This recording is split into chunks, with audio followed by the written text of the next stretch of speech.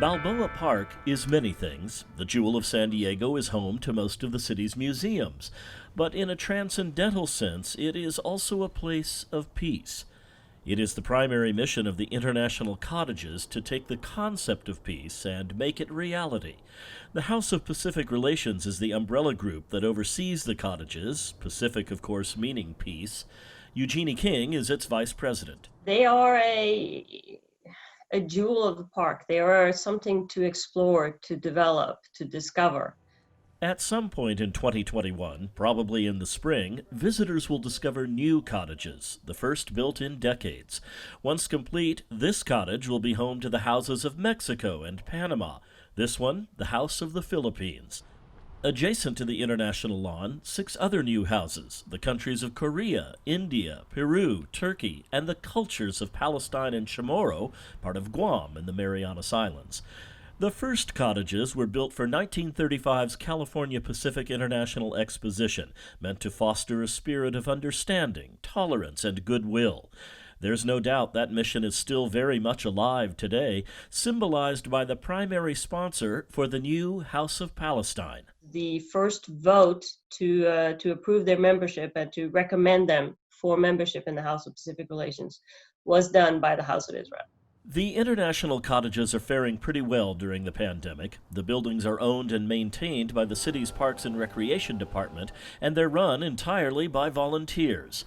And though volunteers are an important part of just about every museum here, most rely on paid staff. Here at the Fleet Science Center, like everywhere else in the park, it's been a challenging year. It has been a time of learning to adapt quickly to whatever comes our way. The Fleet is fortunate in one way. They are able to host what they call distance learning hubs, places where young children can come and learn about science in a COVID-safe way. To come into the Fleet Science Center and do their online learning as well as combined with science activities. But like Balboa Park's other museums and attractions, such as the Spreckles organ concerts, the Fleet has had to move whatever they could online. The essence of the museum experience, visiting in person, not available for now. We haven't been able to have anyone in our galleries or in our theater, which was our #1 revenue generator. So we are relying a lot more on donations and grants and just people in general being generous. With news that vaccines are on the way, Balboa Park's museums are eagerly looking toward the time they can reopen. When they do, changes in the way they do things brought on by COVID won't entirely disappear. We're definitely going to keep doing things virtually. We have Fleet TV, which we started to keep engaging with their audiences online. However things change in the future, we're looking to adapt to whatever that looks like.